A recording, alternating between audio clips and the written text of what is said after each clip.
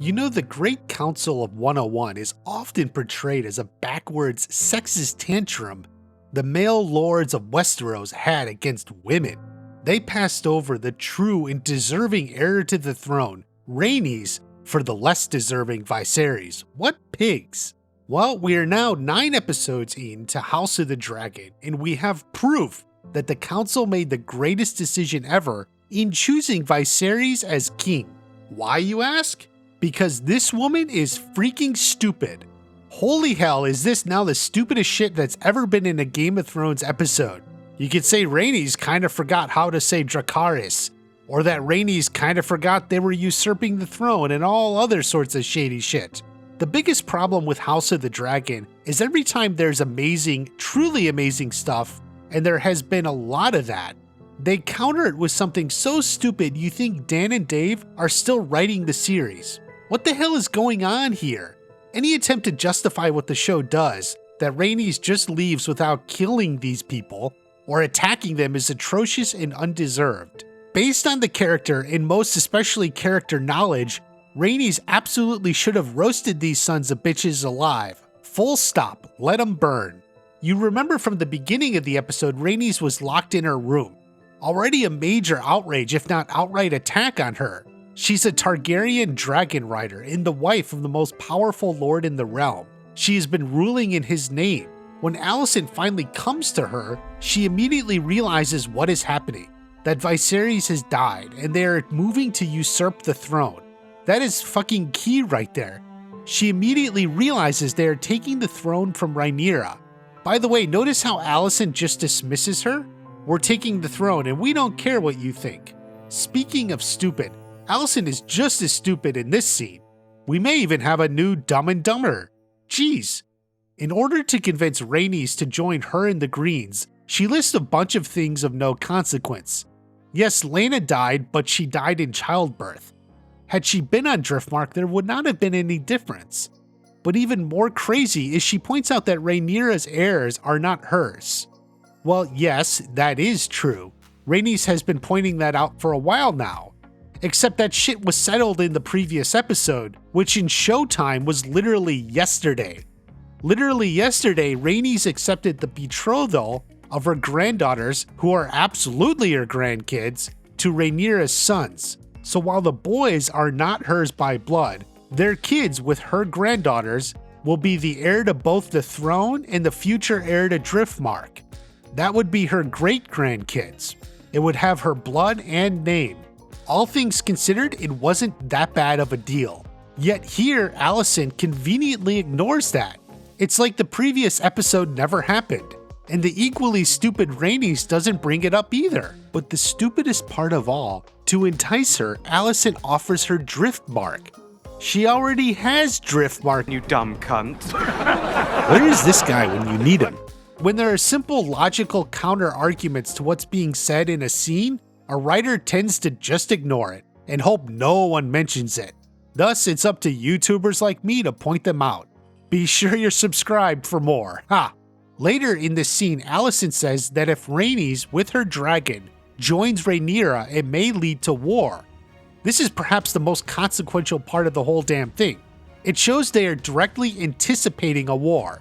They're anticipating the dragons fighting, and no Meleys will be crucial in determining that.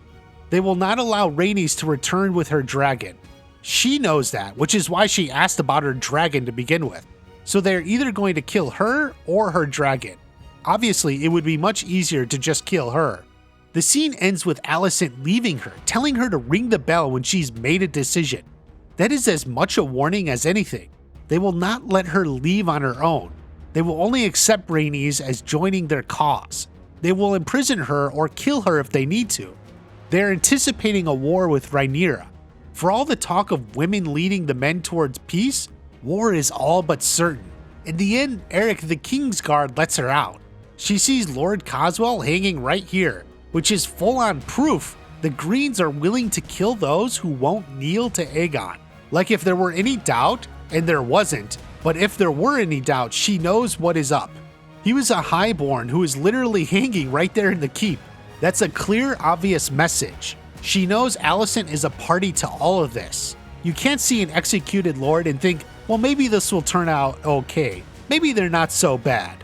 Now, as for the climactic moment itself, the dragon pit was filled with thousands of common folk. Look, people everywhere. Rhaenys then burst through the floor. There are arguments whether this is even possible or not, but I'm not too concerned about that. I do like the idea that the pit had floorboards or other supports, and a dragon kinda can burst through from underneath. Plus, remember, Season 8 established that dragon fire can make rocks explode. So yeah, it's possible. It follows previously established logic. But more importantly, this killed so many people. Innocent people who were rounded up and forced here the same way she was. What's even crazier is you can see her dragon melees taking people out even after she's up top. Like, what the hell? Is she trying to make a statement or something? Boom, take that, innocent person. And then here it is. She can end the whole thing right now. She knows they're usurping the throne, obviously. She knows they executed other lords who wouldn't bend the knee. She knows they imprisoned her and intended to kill her, or at least keep her hostage, as her dragon could be a turning point in the war.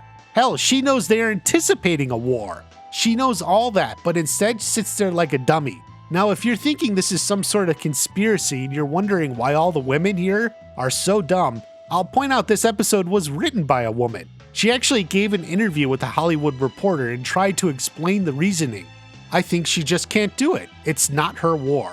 The fight is between these two sides and she's kind of not in it. She doesn't feel like she's the one to come in and do that. She looks Alicent in the eye. It's one mother to another. Rhaenys is angry, but in her previous scene with Alicent, she respected her. Even if she doesn't agree with her, she's not going to kill another woman like that. So she's not going to kill the woman who imprisoned her, vaguely threatened her and her dragon, is usurping the throne, and by the way was conspiring against her in the previous damn episode. Her grandchildren, at least the blood ones, Baela and Rhaena, are betrothed. Her blood granddaughter will be the queen consort.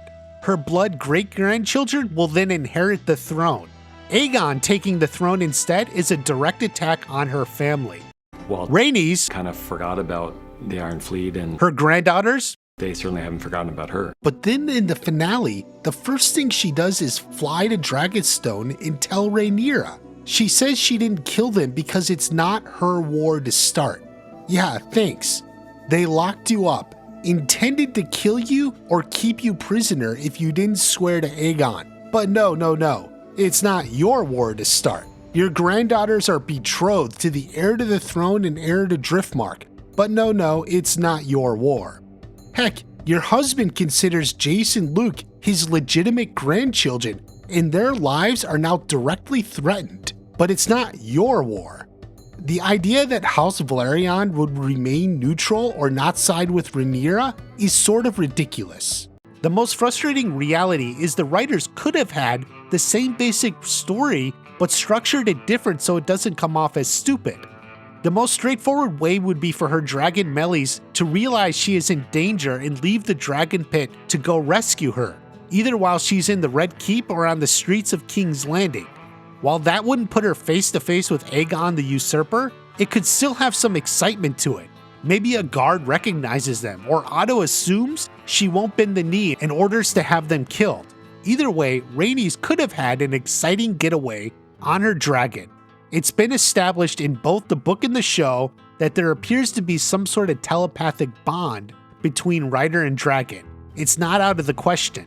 Now, there are some people who think this should all come up again, especially the countless innocent people who were killed. It won't. I highly doubt they're going to make it into a plot point that the people of King's Landing remember what Rhaenys did, especially considering many of them may not even know she is the one who did it. All anyone would know is some people got killed by a dragon in the dragon pit. Yeah, that sounds like something that would happen. House of the Dragon is an amazing show that has really surpassed expectations. It's far superior than certain other fantasy trash, that's for sure. However, that's what makes completely stupid scenes like this one all the more frustrating. There's no excuse. You are better than this. My hope for the show going forward is they realize, despite the fact that it is highly successful, there are a few gaps of logic in areas they can improve. If they instead double down on this sort of thing, the show is gonna collapse faster than you can say Season 8. I'm new to covering House of the Dragon, so if you could please like the video and subscribe and share and whatnot, that would help me out a lot. I want to keep making these great videos for you. Thanks, I'll see you at the next watch party.